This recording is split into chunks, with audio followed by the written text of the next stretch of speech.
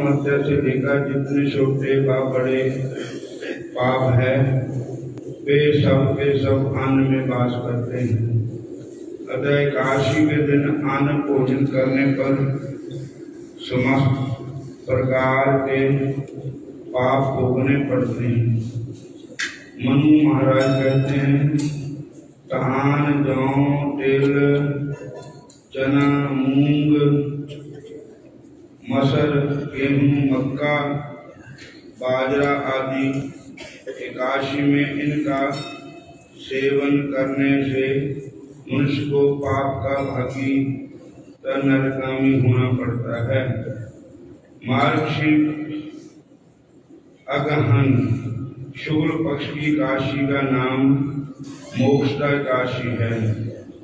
ब्रह्मांड पुराण में श्री कृष्ण युधिष्ठिर संवाद में भगवान श्री कृष्ण से इस एकादशी के बारे में जानना चाहा और पूछा इस एकादशी का क्या नाम है तथा इस व्रत को करने की क्या विधि है, इसको विस्तार से बताइए। युधिष्ठिर की प्रार्थना सुनकर भगवान श्री कृष्ण बोले कि हे राजेंद्र, ध्यान लगाकर सुनो।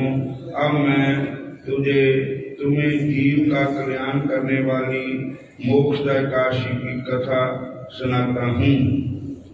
ये एकादशी व्रत समस्त प्रकार के पापों का नाश कर देती है। हरे कृष्णा हरे कृष्णा। इस प्रकार के दिन भगवान श्री हरि की तुलसी मंजरी, धूप, दीप, नैवेद्य आदि से पूजा करनी चाहिए और इस एकादशी व्रत के पालन करने से वाजपेयी यज्ञ का फल मिलता है। इस एकादशी के महात्म्य की कथा इस प्रकार है। हरे कृष्ण। वैखानस नाम के एक राजा चंपक नगर में राज करते थे। वे धर्मात्मा होने के साथ ही प्रजा पालन भी करते थे। उनके राज्य में वेदज्ञ ब्राह्मण निवास करते थे।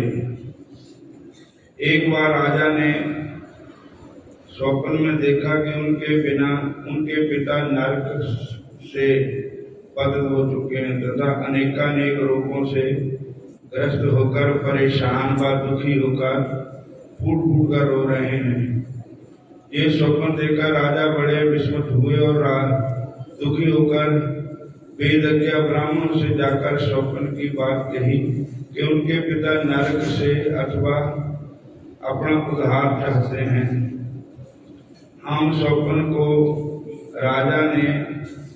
इस स्वप्न को राजा ने जब से देखा तब से राजा को बिल्कुल भी शांति नहीं मिली तथा जहाँ तक स्वप्न और परिवार भी अच्छे नहीं लग रहे थे, स्वयं और परिवार भी अच्छे नहीं लग रहे थे। उनके पिता नरक में ही ऐसे पुत्र का यौवन, राज्य, धन, संपत्ति, मान, सम्मान, सर्वदा, मर्यादा सब निरर्थक है। इस प्रकार से मन ही मन सोचता हुआ तथा दुखी होकर अपनी सभा के विद्वान ब्राह्मणों से प्रार्थना की कि आप सभी विद्वान मिलकर मुझे कोई ऐसी युक्ति बतलाइए कि जिससे कि मैं अपने पिता का नरक से उद्धार कर सकूं। राजा की प्रार्थना सुनकर ब्राह्मणों ने कहा कि हे राजन, निकट ही महर्षि पर्वत मुनि का आश्रम है। उन्हें भूत भविष्य व वर्तमान की सभी बातें मालूम रहती है। आप उनसे जाकर अपनी समस्या कहिए। वे समर्थवान हैं, ज्ञानी हैं, समाधान अवश्य कर देंगे। तथा तब महाराज महाराज विखानस अपने प्रजाजनों के साथ पर्वत मुनि के आश्रम में जा पहुंचे। राजा ने महर्षि जी की को आदर से प्रणाम किया और ऋषि ने राजा से उनके राज्य का कुशल क्षेम पूछा। तो महाराज विखानस ने कहा, हे प्रभु, आपकी कृपा से राज्य के सभी हाल कुशल पूर्वक हैं।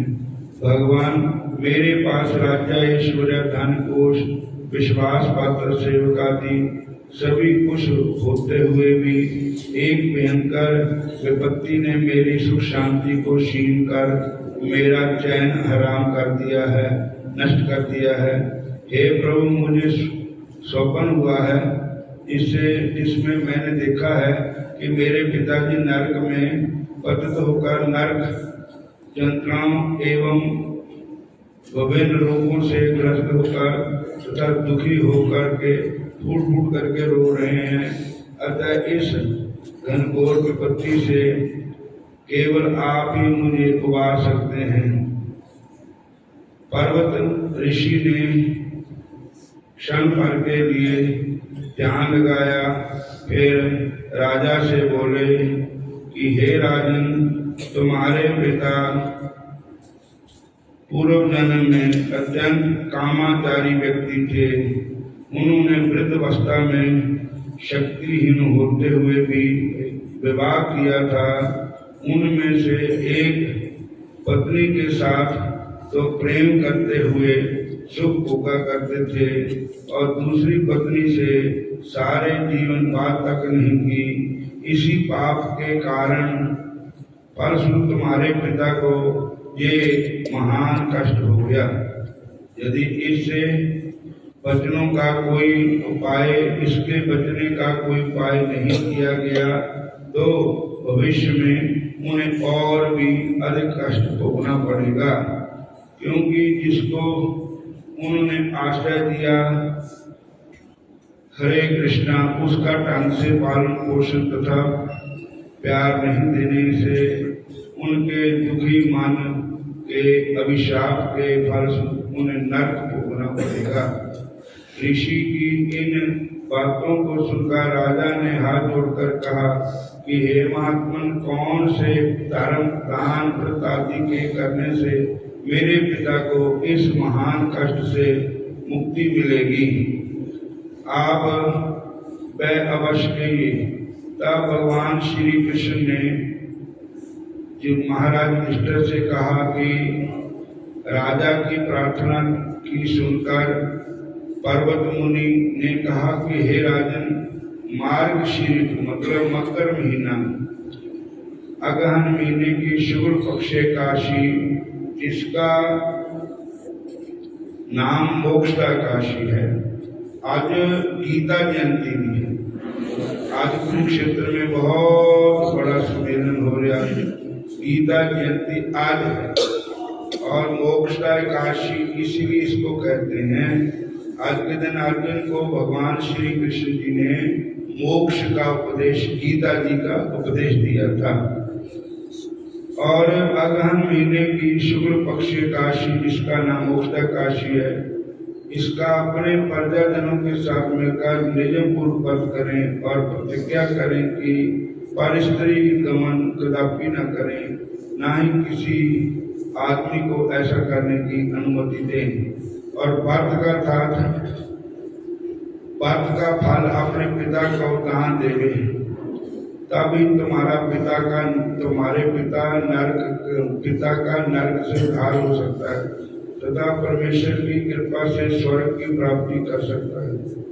इस प्रकार मुनिवर का निर्देश सुनकर तब ने दंडवत प्रणाम करके वहां से अपने राज्य से वापस आ गए।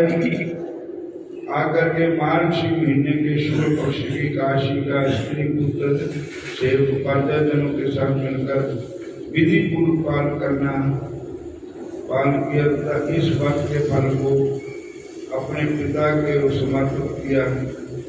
उसके पिता इस मोक्षदा एकादशी का फल प्राप्त करके स्वर्ग गति को प्राप्त हो गए एवं अपने पुत्र विखानस राजा को कल्याण होने का आशीर्वाद देकर धन कर दिया। भगवान श्री कृष्ण ने कहा, राजन, इस प्रकार मोक्ष काशी का व्रत पालन से जो विधि विधान से करता है उसके सारे पाप नष्ट हो जाते हैं।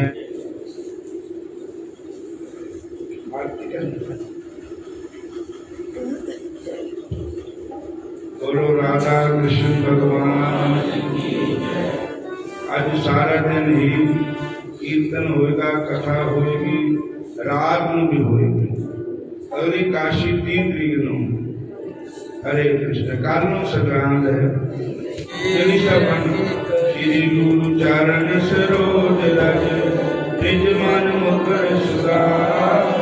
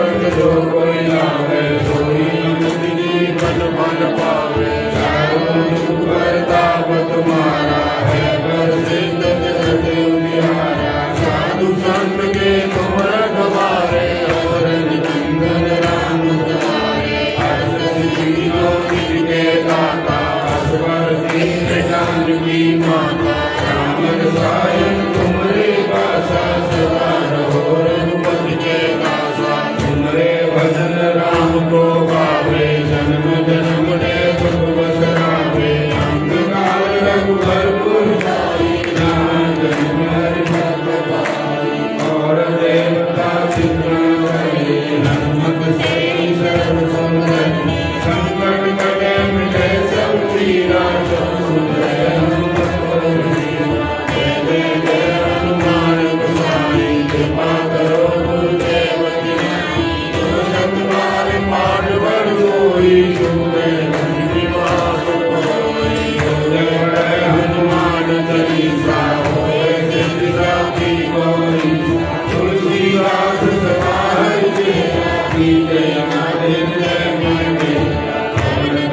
संकट मंगल मूर्ति रूप राम लखन सीता सहित हृदय बसो सुरभूप सियावर राम जय जय राम जय ब्रह्मा जय जय राम सीताराम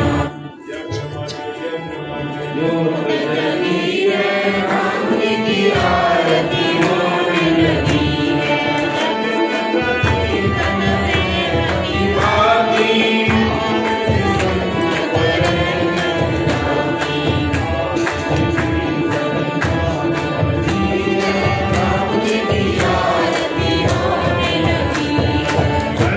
सिंहासन सिया समेता बैठई राम रोए चित चेत भाव अंग में जग कदली है राम की आरती होने लगी आरती हनुमत के मन भावे राम कथा चित शंकर गावे धर्मो दिया भीड़ लगी है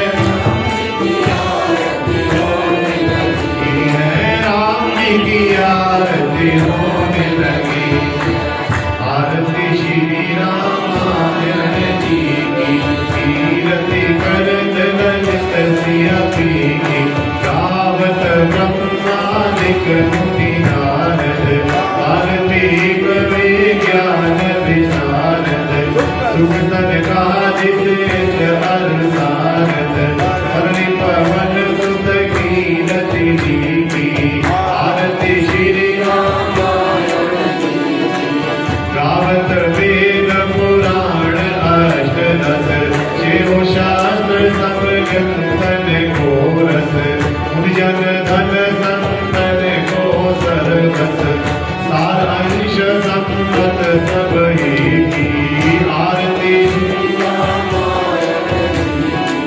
गावत संतत शंभु भवानी अर्वट संभव मुनि वे ज्ञानी व्यासादि कवि वर्ज बखानी भागव शुंज गरुड़ के आरती कविमल हरण विषय रस की सुग सिंगार